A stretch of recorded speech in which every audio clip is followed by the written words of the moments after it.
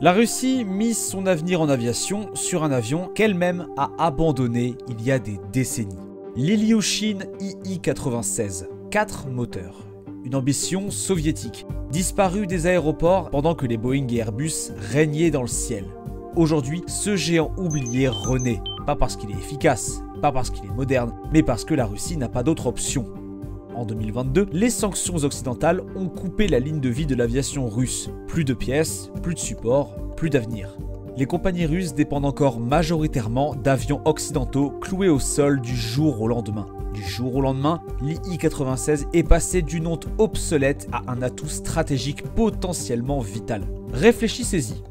La connectivité d'une nation entière dépend maintenant de la résurrection d'une technologie que beaucoup croyaient morte. Alors que le monde vole avec des biturbines ultra efficaces, la Russie s'entête avec ses 4 moteurs gourmands et sa philosophie de design à l'ère soviétique. Est-ce de la résilience ou du désespoir ? La réponse révèle quelque chose de profond sur ce qui se passe lorsque la géopolitique s'écrase contre 11 500 mètres d'altitude. Lorsque l'isolement devient une arme. Lorsque l'autonomie compte plus que l'efficacité. Ce n'est pas qu'une histoire d'avion, c'est une question de souveraineté, de survie, et aussi des efforts exceptionnels qu'une nation est prête à faire pour continuer à voler lorsqu'elle est punie pour ses choix. 28 septembre 1988, Moscou. Un imposant avion quadrimoteur décolle de la piste, l'aboutissement des ambitions aérospatiales soviétiques. L'Il-76 n'était pas juste un autre avion de ligne, c'était une déclaration. L'URSS voulait construire des gros porteurs pour rivaliser avec Boeing et Airbus. Le moment semblait parfait. L'Occident avait lancé le Boeing 747 et l'Airbus A300, révolutionnant les voyages mondiaux. Moscou refusait d'être laissé derrière. Chaque détail poussait la technologie soviétique à ses limites. Des ailerons réduisaient la traînée, à la pointe à l'époque. Les nouveaux moteurs PS90 offraient enfin à la Russie des turbofans capables, sur le papier, de rivaliser avec les moteurs occidentaux. Avionique avancée, commande de vol affinée, une cabine pensée pour le confort transcontinental. Nous sommes à la fin des années 80. L'acte final de la guerre froide. Pour les ingénieurs soviétiques, l'Il-76 représentait plus qu'une prouesse technique. Il promettait de relier Moscou à Tokyo, la Havane, New York, sans compromis. De briser le monopole occidental sur les vols long courriers. D'assurer que l'URSS ne dépendrait jamais d'avions étrangers. Les pilotes d'essai en parlaient avec respect. C'était la preuve que l'aviation soviétique pouvait encore innover. Mais dans cette ambition se cachait une erreur fatale. L'Il-76 était conçu pour un monde qui allait disparaître 3 ans plus tard. Un monde où marché captif, compagnie d'État et priorités politiques primaient sur la logique économique. Que se passe-t-il lorsque la nation qui t'a créé disparaît ? Décembre 1991 a tout changé. L'Union soviétique s'est effondrée. Et avec elle, l'avenir de l'Il-76 s'est écroulé. Du jour au lendemain, Aeroflot, la plus grande compagnie aérienne du monde et principal client de l'Il-76, s'est divisé en dizaines de petites compagnies. Le marché captif a disparu. Soudain, les compagnies russes pouvaient acheter des avions occidentaux. Et elles l'ont fait. Les Boeing 767 ont déferlé. Les Airbus A310 ont suivi. La logique était brutale mais simple, 2 moteurs consomment moins que 4. L'avionique occidentale n'avait pas besoin d'ingénieurs de vol. Des réseaux de support mondiaux garantissaient un entretien fiable. L'Il-76, un dinosaure instantané. Les chiffres de production racontent tout. Lors de sa première décennie, 1 ou 2 avions par an. Certaines années, aucun. Sans volume, les coûts ont explosé. Chaque Il-76 devenait hors de prix. Un cercle vicieux menant à sa propre disparition. Des ateliers d'assemblage à moitié éclairés à Voronezh. Des ouvriers qualifiés licenciés. Des fuselages finis qui accumulent la poussière dans les coins de l'usine. Pour chaque Il-76 qui volait, un autre restait inachevé. Des monuments en aluminium à une ambition perdue. La technologie avait évolué. Les jets occidentaux étaient pilotés par 2 personnes. L'Il-76, lui, demandait 3 membres d'équipage. Les concurrents offraient des pièces standardisées partout dans le monde. Les chaînes d'approvisionnement russes étaient irrégulières, peu fiables. Au fil du temps, chaque défaut s'est amplifié. Consommation de carburant, complexité, casse-tête de maintenance. Les compagnies partaient. En 2009, même le gouvernement russe a reconnu la défaite. L'Il-76-300 a été officiellement mis au placard. Quelques-uns servaient encore de transporteurs cargo ou gouvernementaux. La plupart finissaient à la casse. Le rêve était mort. Ou peut-être pas. Février 2022 a redessiné la carte de l'aviation. L'invasion russe de l'Ukraine a déclenché des sanctions sans précédent. Pas juste un coup de com' politique, un vrai blocus technologique. La livraison de Boeing et Airbus, annulée. Les envois de pièces détachées, stoppés. Les contrats de leasing, annulés. Les compagnies aériennes russes ont basculé dans un cauchemar. Leur flotte entière, des centaines d'avions occidentaux, est devenue fragile. Pas de pièces, pas d'entretien, pas de vol. En quelques mois, elles ont commencé à démonter des avions pour en maintenir d'autres en service. Mais la crise allait plus loin. L'espace aérien européen fermé, les routes nord-américaines interdites. Voler de Moscou vers l'Asie, c'était alors slalomer dans des couloirs étroits au-dessus de l'Arctique ou du Pacifique. La consommation de carburant a explosé. Les temps de vol se sont allongés.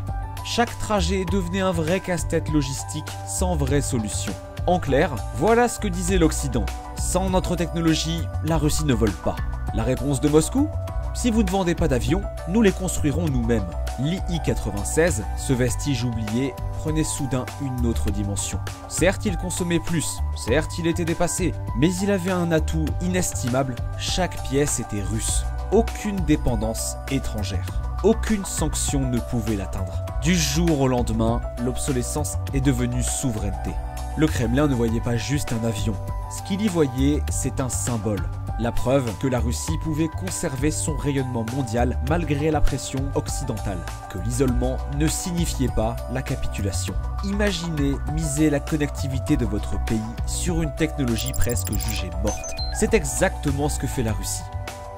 Pourquoi ressusciter un dinosaure à 4 moteurs lorsque le monde vole avec des bimoteurs efficaces? La réponse tient à une nécessité brutale.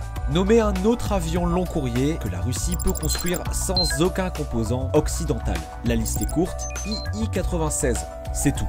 Alors que le Yakovlev MC-21 et le Sukhoi Superjet sont en développement et en service, ils ont tous deux rencontré des problèmes à cause de leur dépendance aux composants occidentaux avant les sanctions. Chaque bouton, fil et ligne de code peut être produit localement. Dans une période de sanctions, ce n'est pas seulement précieux, c'est vital. Mais ce n'est pas tout. Ces 4 moteurs dont tout le monde se moque, c'est de l'assurance. Les vols russes empruntent désormais des routes à des heures d'aéroports adéquats. Lorsque tu navigues entre des espaces aériens fermés au-dessus de l'Arctique, la redondance prime sur l'économie de carburant. 2 moteurs peuvent être efficaces. 4, c'est la garantie de rentrée. La portée de l'Il-76 devient aussi cruciale. Avec les routes directes bloquées, les compagnies russes font d'énormes détours. Seul un véritable long courrier peut relier Moscou jusqu'à l'Amérique latine ou à l'Asie du Sud-Est dans les conditions actuelles. Pense aussi aux besoins spécifiques du Kremlin. Cet avion est le préféré de Poutine. Ce n'est pas un hasard. Les vols VIP gouvernementaux exigent une sécurité et une souveraineté absolue. Les variantes militaires ont besoin de plateformes indépendantes de toute influence étrangère. Le transport stratégique demande fiabilité avant efficacité. Les compromis sont cependant réels. L'Il-76 consomme beaucoup. L'entretien est complexe. Les coûts d'exploitation sont élevés. Mais demande-toi, c'est quoi l'alternative ? En période normale, l'efficacité prime, mais ce ne sont pas des périodes normales, à cause des actions de la Russie. Lorsque la coopération meurt, l'autonomie devient la seule monnaie qui compte. Moins efficace devient plus fiable. Obsolète se transforme en essentiel. L'Il-76 n'est pas juste un moyen de transport. C'est une déclaration volante d'indépendance. Un doigt d'honneur de 300 tonnes aux sanctions. Cher ? Absolument. Nécessaire ? La Russie le croit. Ressusciter un avion des années 80 ne suffit pas. La Russie a besoin de l'Il-76 pour rivaliser dans les années 2020. Voici l'Il-76 400M. Même carcasse, cerveau neuf. La transformation commence dans le cockpit. Fini les rangées d'instruments analogiques. Place aux écrans digitaux. Les systèmes de gestion de vol rivalisent avec ceux des jets occidentaux. L'équipage de 3 personnes, c'est de l'histoire ancienne. Les Il-76 modernes volent avec 2 pilotes, réduisant les coûts d'exploitation.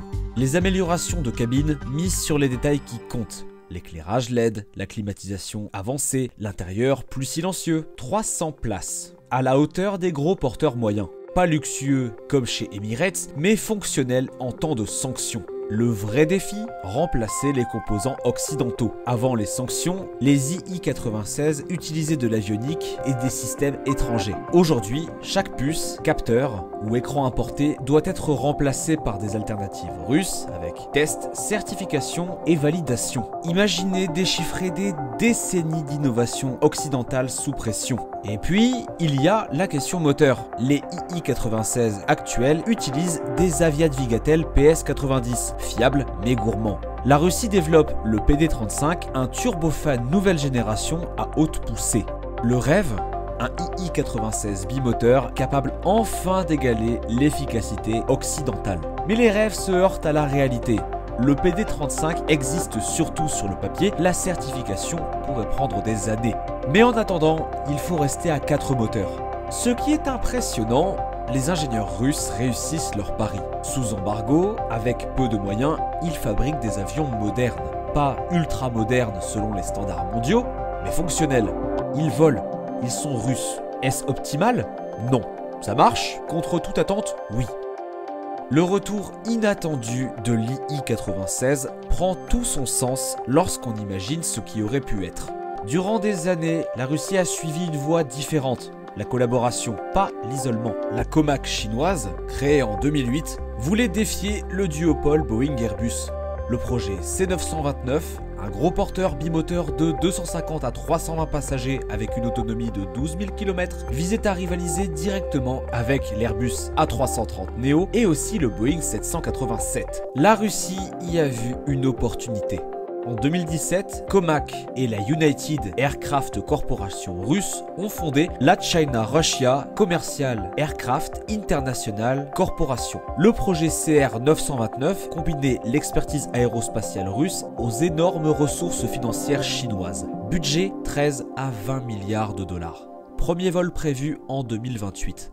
Le partage des tâches était clair. La Russie conçoit les ailes composites et fournit les moteurs PD35. La Chine s'occupe du fuselage et de l'assemblage final à Shanghai, présenté comme une alternative résistante aux sanctions. Mais ce grand partenariat s'est lentement effrité d'ici 2023. L'invasion de l'Ukraine par la Russie en 2022 a entraîné de nouvelles sanctions, coupant l'accès de l'UAC à des fournisseurs clés. Comac a commencé à craindre que la présence russe ne salisse le projet, mettant en péril sa commercialisation mondiale et sa certification. Des conflits ont éclaté autour de la technologie et de l'argent.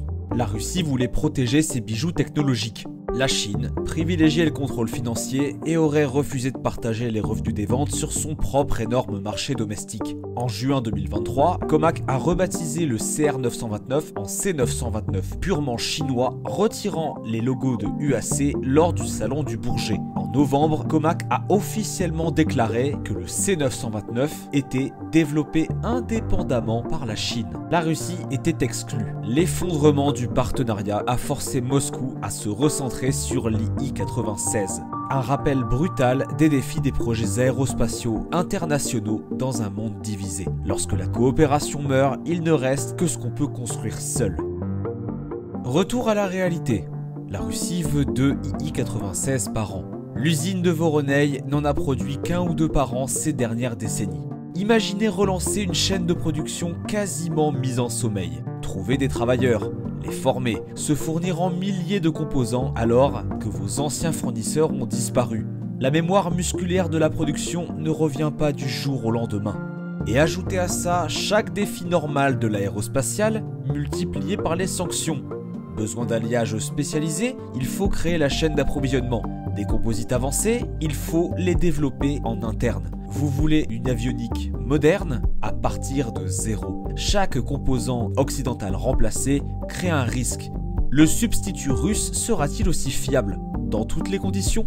Durant 30 ans, personne ne le saura avant que les avions ne volent et ne tombent en panne. Le facteur humain aggrave tout. Les ingénieurs de l'époque soviétique qui ont construit les premiers II-96, retraités, décédés, émigrés, leur savoir avec eux. Former des remplaçants dans la précipitation et avec peu de ressources peut entraîner des erreurs. Le contrôle qualité en pâtit. Les délais ne sont plus tenus. Sur le plan économique, le calcul est brutal. Faible volume égale coût unitaire astronomique. Chaque II-96 coûte bien plus cher qu'un Boeing 787 produit en masse. Les compagnies aériennes doivent choisir, payer un prix d'or pour ces jets russes inefficaces ou risquer de perdre toute capacité long courrier.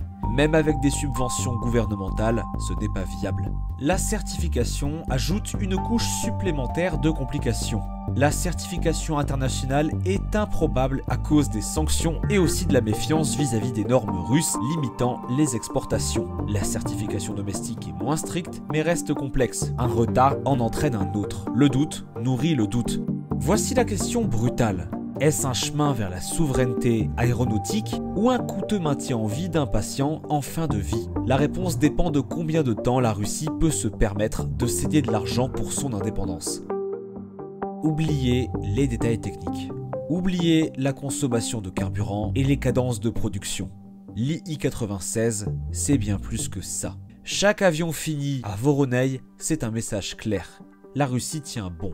Les sanctions ne nous ont pas brisés. Nous pouvons encore construire des machines complexes, garder une portée mondiale, montrer notre puissance. Pour un pays dont l'industrie aérospatiale rêvait un temps de rivaliser avec l'Amérique, ça compte. Le côté psychologique est profond. L'aviation a toujours été la signature russe. De Spoutnik à Soyouz, des MiG au Sukhoi. Se reposer sur l'Occident pour quelque chose d'aussi crucial que les avions de ligne, c'était un coup dur pour la fierté nationale. Le retour de l'II-96 pense cette blessure. Concrètement, c'est un multiplicateur de souveraineté. Lorsque Poutine monte à bord de son II-96 pour un sommet international, il vole russe. Lorsque les diplomates traversent un espace aérien sanctionné, ils misent sur l'ingénierie russe. Les chefs militaires comptent sur des plateformes de commandement made in Russia. Aucun gouvernement étranger ne peut clouer au sol ces avions d'un simple coup de fil. Les conséquences mondiales vont plus loin. Si la Russie montre que voler malgré les sanctions, c'est possible, même si ça coûte cher, d'autres pays regardent ça de près. Ceux sous pression de l'Occident pourraient chercher des alternatives. Le duo Boeing-Airbus, jusque-là intouchable, paraît soudain moins imposant. La Chine observe, l'Iran aussi. Tout pays rêvant d'autonomie stratégique voit un exemple en action. Cela marchera-t-il ? Ce n'est presque pas la question. Le simple fait d'essayer change la donne. Ça dit que l'hégémonie technologique n'est pas éternelle, que la détermination peut compenser l'efficacité, que la souveraineté a un prix et que certains sont prêts à le payer. L'II-96 n'est plus un simple avion, c'est un pari sur l'avenir du pouvoir mondial. Quelle voie pour l'II-96 ? Les ambitions de la Russie vont bien au-delà de la simple survie. L'objectif ultime, un II-96 bimoteur propulsé par des PD-35, enfin capable de rivaliser avec l'efficacité occidentale. Si ça marche, tout change. La consommation de carburant chute, les coûts d'exploitation dégringolent. L'II-96 devient soudainement rentable, pas seulement un enjeu politique. Mais c'est un énorme si. Le PD-35 reste pour l'instant un rêve sur le papier. Et même construit, transformer un quadrimoteur en bimoteur performant demande bien plus que de simples moteurs. Changements structurels, révision des systèmes, des années de tests, des batailles pour les certifications. Les rêves d'export ajoutent une autre dimension. Des pays cherchant à s'affranchir de l'aérospatiale occidentale pourraient-ils choisir russe? En théorie, des nations sous sanctions ou voulant plus d'autonomie stratégique pourraient voir l'II-96 comme une alternative à Airbus ou Boeing. L'Iran, le Venezuela, peut-être d'autres. Et si la donne politique change? La Russie abandonnerait-elle l'II-96 pour des jets occidentaux moins chers si les sanctions sautaient? Ou cette expérience a-t-elle transformé la stratégie de Moscou? La décennie à venir nous le dira. La renaissance de l'II-96 est une histoire sans précédent. Une superpuissance coupée de l'aviation mondiale à cause de ses dirigeants belliqueux qui misent sa connectivité sur une technologie abandonnée par le monde entier, à la fois désespéré et défiant, coûteux et indispensable. Un pas en arrière qui pourrait, d'une manière ou d'une autre, mener en avant. D'une ambition de la guerre froide à l'effondrement post-soviétique jusqu'à une renaissance imposée par les sanctions, cet avion incarne tout le parcours moderne de la Russie. Chaque rivée porte l'histoire, chaque vol diffuse la résilience. Mais la résilience n'est pas l'efficacité, l'orgueil n'est pas l'économie. Les défis sont immenses. Construire des avions complexes sans chaîne d'approvisionnement mondiale. Rivaliser face à des modèles occidentaux supérieurs. Soutenir des programmes qui perdent de l'argent. L'II-96 doit surmonter tout ça tout en restant le symbole d'une détermination nationale. Peut-il réussir ?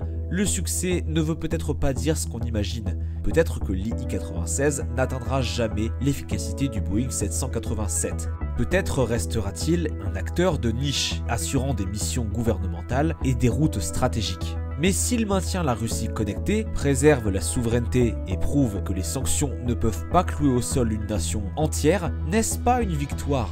Les conséquences vont bien au-delà de Moscou. Chaque II-96 qui décolle remet en question nos idées sur la dépendance technologique, sur la suprématie de l'efficacité sur l'indépendance, sur ce que devient un monde fracturé. Nous assistons à quelque chose d'inédit, le premier grand test de souveraineté aérienne à l'ère moderne. Et vous, qu'en pensez-vous ? Le pari russe sur l'II-96 est-il visionnaire ou utopique ? L'isolement peut-il engendrer l'innovation ou l'économie finira-t-elle toujours par l'emporter ? Partagez vos idées ci-dessous, parce que ce n'est pas qu'une histoire d'avion ou de pays, c'est celle du futur du vol dans un monde divisé.